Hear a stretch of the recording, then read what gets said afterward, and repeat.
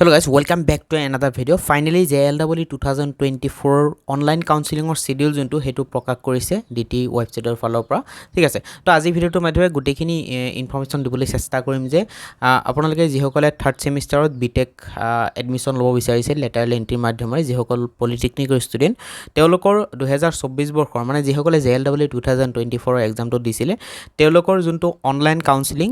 হেতু আপোনালোকৰ কিমান তাৰিখৰ পৰা কিমান তাৰিখলৈকে চলিব আৰু অনলাইন কাউন্সেলিঙৰ পিছত সিলেকশনৰ যোনটো ৰিজাল্ট হেতু কেই তাৰিখে দিব গুটেখিনি ইনফৰমেশন আপোনালোকক জনাবলৈ চেষ্টা কৰিম তাৰ লগতে এডমিশন কেতিয়াৰ পৰা হ'ব সেকেন্ড কাউন্সেলিং কেতিয়া হ'ব গুটেখিনি ইনফৰমেশন জনাবলৈ চেষ্টা কৰিম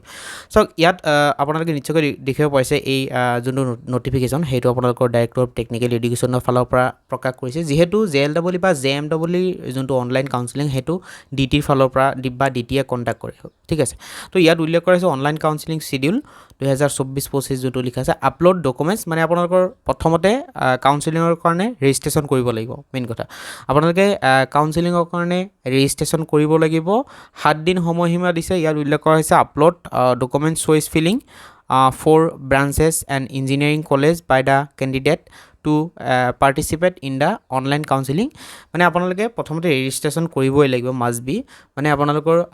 ইম্পৰ্টেন্ট ডকুমেন্ট আপলোড কৰিব লাগিব আপুনি কোনকেটা ইঞ্জিনিয়াৰিং কলেজত এডমিশন ল'ব বিচাৰে তাৰ প্ৰিফাৰেন্স চইচ আপোনালোকে এই প্ৰিফাৰেন্স দিলে অকমান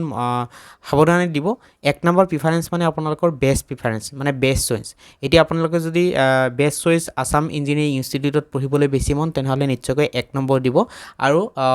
লাষ্ট নম্বৰ যোনটো প্ৰিফাৰেন্স হেতু আপোনালোকৰ লাষ্ট নম্বৰ চইচ ওকে ঠিক আছে তো এতিয়া যদি আপোনালোকে ভাবিছে যে মোৰ বেষ্ট চইচ আসাম ইঞ্জিনিয়াৰিং কিন্তু এক নম্বৰ যদি আপোনালোকে বৰাক ভেলী ইঞ্জিনিয়াৰিং কলেজ দিছে তেনেহলে নহব হেতু প্ৰক্ৰিয়াটো ভুল হ'ব ঠিক আছে এইটো কথা মনত ৰাখিব প্ৰিফাৰেন্স দিওতে অকমান যোনটো সিৰিয়াল নাম্বাৰ হেতু আপোনালোকে মেইনটেইন কৰিব এক নম্বৰ দুই নম্বৰ তিনি নম্বৰ এনেকৈ আনলিমিটেড দিব পাৰিব এনেকুৱা নহয় যে অনলি দুটা বা তিনিটা দিব পাৰিব আপোনালোকে অসমৰ যিকেটা ইঞ্জিনিয়াৰিং কলেজ আছে আপোনালোকৰ ব্ৰাঞ্চ ওয়াইজ যিকেটা যিকেটা ইঞ্জিনিয়াৰিং কলেজত সিট আছে গুটেকেটা ইঞ্জিনিয়াৰিং কলেজ এড কৰিব পাৰিব হেতু আপোনালোকৰ চইচ ফিলিং এণ্ড দেন আপোনালোকৰ ৰিকোয়াৰ্ড ডকুমেন্টবোৰ আপোনালোকে আপলোড কৰিব লাগিব এণ্ড দেন ফিজটো দিব লাগিব কাউন্সেলিঙৰ কাৰণে এটা ফিজ দিব লাগে যোনটো online counselling and deposit of counselling fees ইয়াত উল্লেখ কৰা হৈছে আপোনালোকৰ প্ৰায়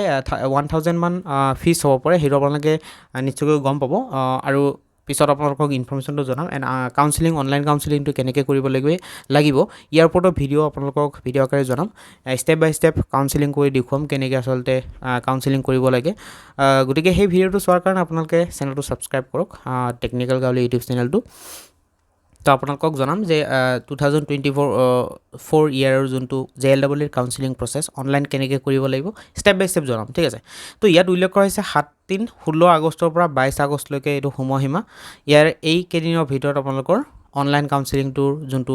ৰেজিষ্ট্ৰেচন প্ৰসেস হেতু কৰিব লাগিব কৰাৰ পিছত আপোনালোকৰ যোনটো ৰিজাল্ট যে আপোনালোকে সিট পাব নে নাই যিসকল সিট পাব ৰিজাল্টটো আপোনালোকক দিব 29 আগষ্ট ঠিক আছে 29 আগষ্টত আপোনালোকৰ ফাৰ্স্ট অনলাইন কাউন্সেলিঙৰ যোনটো কাউন্সেলিঙৰ ৰাউণ্ড ফাৰ্স্ট ৰাউণ্ডৰ ৰিজাল্টটো 29 তাৰিখে দিব দেন ইয়াত উল্লেখ কৰা হৈছে ৰিজাল্ট যিসকলে সিট পাব তেওঁলোকে একসেপ্ট কৰিব লাগিব আপোনালোকৰ যোনটো ডিটি পৰ্টেল ঠিক আছে ডিটিৰ পৰ্টেলত গৈ লগইন কৰিব লাগিব লগইন কৰাৰ পিছত আপোনালোকে ডাইৰেক্টলি ইয়াত 30 তাৰিখ আৰু 31 তাৰিখ এই দুদিনৰ ভিতৰত আপোনালোকে একসেপ্ট কৰিব লাগিব যে আপোনালোকে যোনখন পলিটেকনিক ইঞ্জিনিয়াৰিং কলেজত সিট পালে হেতু একসেপ্ট কৰি দিব লাগিব ওকে একসেপ্ট কৰাৰ পিছত কিছুমান একসেপ্টেন্স লেটাৰ আছে সেইবোৰ আপলোড কৰিব লাগিব দেন আপোনালোকৰ দুদিন সময়সীমা দিব যে ডকুমেন্ট ভেৰিফিকেশন তাৰ লগতে এডমিশন ওকে ইয়াত উল্লেখ কৰা হৈছে যে reporting for document original verification at the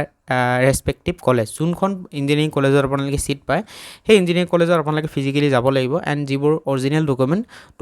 ডকুমেন্টবোৰ লৈ যাব লাগিব ঠিক আছে তো কেৰি কৰি লৈ যাব তাৰ পিছত আপোনালোকে কি কৰিব সেই ডকুমেন্টবোৰ কলেজৰ অথৰিটিয়ে আপোনাক চেক কৰিব যদি অল ইনফৰমেশন ওকে থাকে তেনেহলে আপোনালোকে এডমিশন পাব এণ্ড দেন আপোনালোকে এডমিশনো কৰিব লাগিব 2 দিন সময় পাব যে 2 সেপ্টেম্বৰ পৰা 3 সেপ্টেম্বৰলৈকে সময়সীমা নাই ইয়াত এটো ইন্টাৰনেল কথা যে submission of admission report and vacancy list by respective এটো কলেজে দিব আসলতে ডিটি জনাব যে এতিয়া ফাৰ্স্ট কাউন্সেলিঙত এডমিশন হোৱাৰ পিছত আৰু কোনকেটা ইঞ্জিনিয়াৰিং কলেজত কিমানটা সিট খালি থাকিলে হেতু ডিটি দিব এটো আমাৰ ষ্টুডেন্ট সকলক জানিবলগীয়া কোৱেশ্চন নহয় এটো